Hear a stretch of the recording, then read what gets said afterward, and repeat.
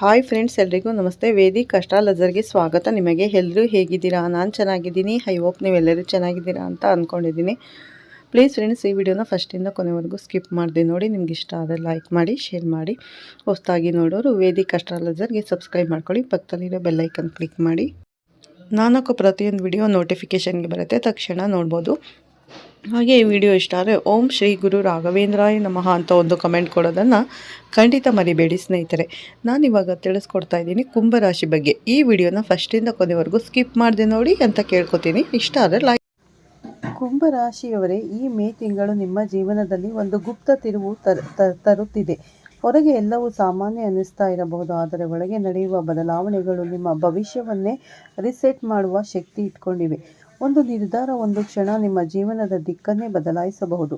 ಈ ತಿಂಗಳಲ್ಲಿ ಗ್ರಹಗಳು ನಿಮಗೆ ಸಹಾಯ ಮಾಡ್ತಾರಾ, ಇಲ್ಲ ಪರೀಕ್ಷೆ ಕೊಡ್ತಾರಾ? ಈ ತಿಂಗಳು ನಿಮಗೆ ಎದುರಾಗುವಂಥ ಪರೀಕ್ಷೆ ಸಾಮಾನ್ಯವಾಗಿರುವುದಿಲ್ಲ.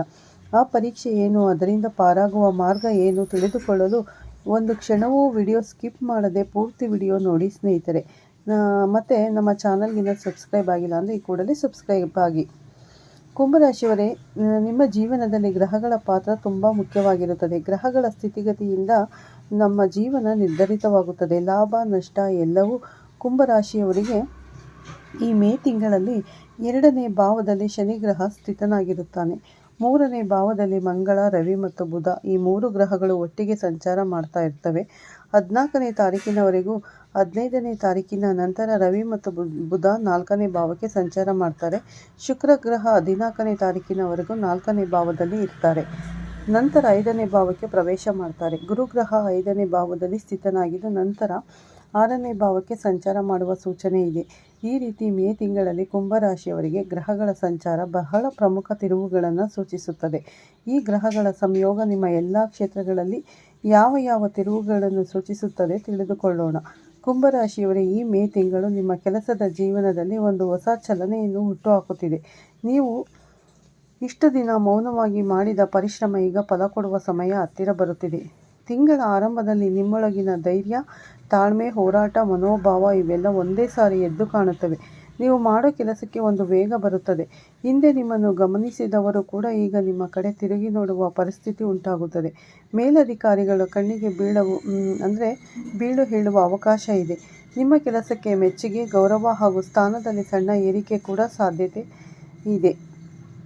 ನೀವು ಮಾಡಿದ ಕಷ್ಟ ವ್ಯರ್ಥ ಆಗುವುದಿಲ್ಲ. ಈ ತಿಂಗಳು ಅದು ಸಾಬೀತಾಗುತ್ತದೆ. ಅದರಲ್ಲಿ ಇಲ್ಲಿ ಒಂದು ಸೂಕ್ಷ್ಮ ಪರೀಕ್ಷೆ ಇದೆ.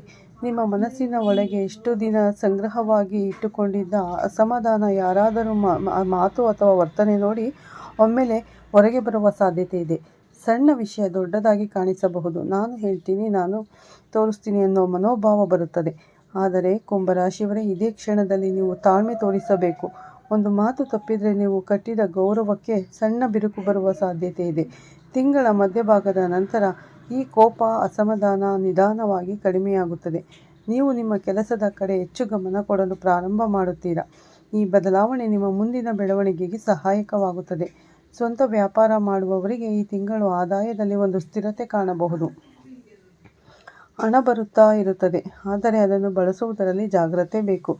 ಒಬ್ಬರ ಜೊತೆ ಸೇರಿ ಮಾಡುವ ಕೆಲಸದಲ್ಲಿ ಹೆಚ್ಚು ಲಾಭದ ಸೂಚನೆ ಇದೆ. ಒಬ್ಬರ ಸಹಕಾರ ನಿಮ್ಮ ಬೆಳವಣಿಗೆಗೆ ದಾರಿ ಮಾಡಿಕೊಡುತ್ತದೆ. ಕುಂಭರಾಶಿಯವರೇ, ಈ ತಿಂಗಳಲ್ಲಿ ನಿಮ್ಮ ಹಣದ ಕಥೆ ಸ್ವಲ್ಪ ವಿಭಿನ್ನವಾಗಿ ನಡೆಯುತ್ತದೆ.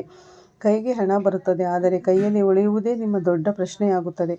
ನಿಮ್ಮ ತಿಂಗಳ ಆರಂಭದಲ್ಲಿ ಹಣದ ಅರಿವು ಚೆನ್ನಾಗಿರುತ್ತದೆ. ನಿಮಗೆ ಬೇಕಾದ ಸಮಯದಲ್ಲಿ ಹಣ ಸಿಗುತ್ತದೆ. ಕೊರತೆ ಎನ್ನಿಸುವ ಪರಿಸ್ಥಿತಿ ಬರುವುದಿಲ್ಲ. ಆದರೆ ಇದೇ ಸಮಯದಲ್ಲಿ ಒಂದು ದೊಡ್ಡ ಖರ್ಚು ನಿಮ್ಮ ಮುಂದೆ ನಿಂತುಕೊಳ್ಳುತ್ತದೆ. ಮನೆ, ಜಮೀನು, ವಾಹನ ಅಥವಾ ಜೀವನಕ್ಕೆ ಮುಖ್ಯವಾದ ಯಾವುದೋ ಒಂದು ವಿಚಾರಕ್ಕೆ ನೀವು ಹಣ ಹೂಡೋ ನಿರ್ಧಾರ ತೆಗೆದುಕೊಳ್ತೀರಾ. ಆ ಕ್ಷಣದಲ್ಲಿ ಇದು ಅವಶ್ಯಕ ಅನ್ನೋ ಭಾವನೆ ನಿಮ್ಮನ್ನು ಮುಂದಕ್ಕೆ ತಳ್ಳುತ್ತದೆ. ಹಣ ಹೊರಹೋಗುವಾಗ ಒಳಗಡೆ ಒಂದು ಚಿಂತೆ ಶುರುವಾಗುತ್ತದೆ. ಇಷ್ಟು ಖರ್ಚು ಮಾಡಿಬಿಟ್ಟೆ, ಮುಂದೆ ಹೇಗಾಗುತ್ತೆ ಅನ್ನೋ ಯೋಚನೆ ನಿಮ್ಮ ಮನಸ್ಸನ್ನು ಕಾಡಬಹುದು. ಆದರೆ ಗಮನಿಸಿ, ಈ ಖರ್ಚು ವ್ಯರ್ಥ ಅಲ್ಲ. ಇದು ನಿಮ್ಮ ಭವಿಷ್ಯಕ್ಕೆ ಬಲ ಕೊಡುವಂತಹ ಖರ್ಚು. ಇಂದು ಕೈ ಖಾಲಿಯಾದಂತೆ ಕಾಣಿಸಿದರೂ ನಾಳೆ ಅದು ಆಸ್ತಿ ರೂಪದಲ್ಲಿ ನಿಮ್ಮ ಮುಂದೆ ಬಂದು ನಿಂತುಕೊಳ್ಳುತ್ತದೆ. ತಿಂಗಳ ಮಧ್ಯಭಾಗದ ನಂತರ ಸ್ವಲ್ಪ ಸಮತೋಲನ ಮರಳಿ ಬರುತ್ತದೆ. ಹಣ ಮತ್ತೆ ನಿಧಾನವಾಗಿ ಸೇರಿಕೊಳ್ಳುವುದು ಶುರುವಾಗುತ್ತದೆ. ಆದರೆ ನೀವು ಖರ್ಚು ಮಾಡುವ ವಿಧಾನವನ್ನು ನಿಯಂತ್ರಣದಲ್ಲಿ ಇಡಬೇಕು. ಇಲ್ಲಿ ಒಂದು ಪ್ರಮುಖ ಸೂಚನೆ: ಈ ಸಮಯದಲ್ಲಿ ಹೊಸ ವ್ಯವಹಾರಕ್ಕೆ ಅಥವಾ ಅಪರಿಚಿತ ಕೆಲಸಗಳಿಗೆ ಹಣ ಹಾಕುವುದು ಬೇಡ. ಹಣ ಹೋದರೆ ಮತ್ತೆ ಬರೋದು ಕಷ್ಟವಾಗಬಹುದು. ಉಳಿಸಿಕೊಂಡದ್ದೇ ನಿಮಗೆ ರಕ್ಷಣೆ. ಸಾಲ ಮಾಡುವ ವಿಚಾರ ಬಂದರೆ ಮನೆ, ಜಮೀನು, ವಾಹನ ಇಂತಹ ಆಸ್ತಿ ವಿಷಯಗಳಿಗೆ ಮಾಡಿದರೆ ಒಳ್ಳೆಯದು. ಆದರೆ ಲಾಭದ ಆಶೆಯಿಂದ ಮಾಡುವ ಸಾಲ ಮುಂದೆ ಭಾರವಾಗುವ ಸಾಧ್ಯತೆ ಇದೆ. ಕುಂಭರಾಶಿಯವರೇ, ಈ ತಿಂಗಳಲ್ಲಿ ನಿಮ್ಮ ಕುಟುಂಬ ಜೀವನ ಒಂದು ಸೂಕ್ಷ್ಮ ಹಾದಿಯಲ್ಲಿ ಸಾಗುತ್ತದೆ.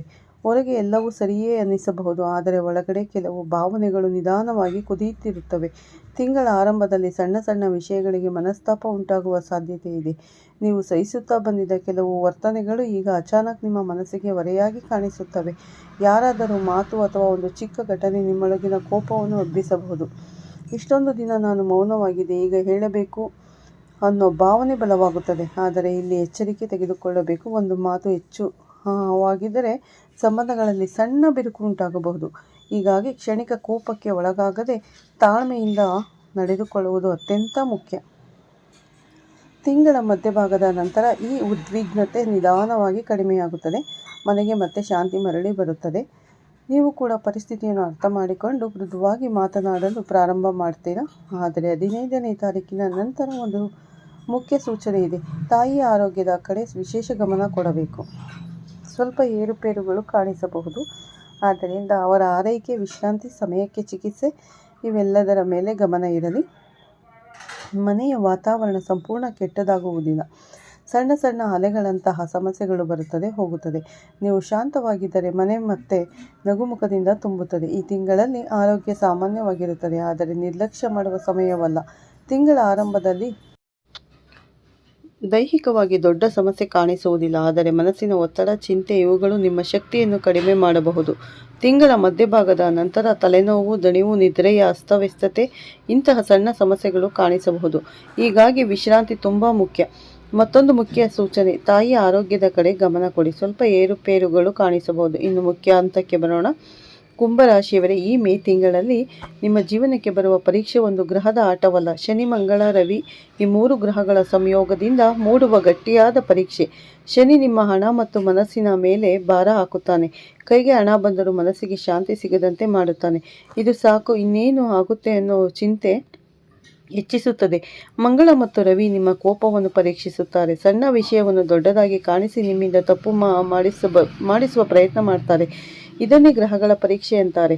ಹೊರಗಿನ ಶತ್ರುವಿಲ್ಲ, ನಿಮ್ಮೊಳಗಿನ ಅಸಹನೆ, ಆತುರವೇ ನಿಮ್ಮ ಎದುರಾಳಿ. ಹಾಗಾದರೆ ಪಾರಾಗುವುದು ಹೇಗೆ?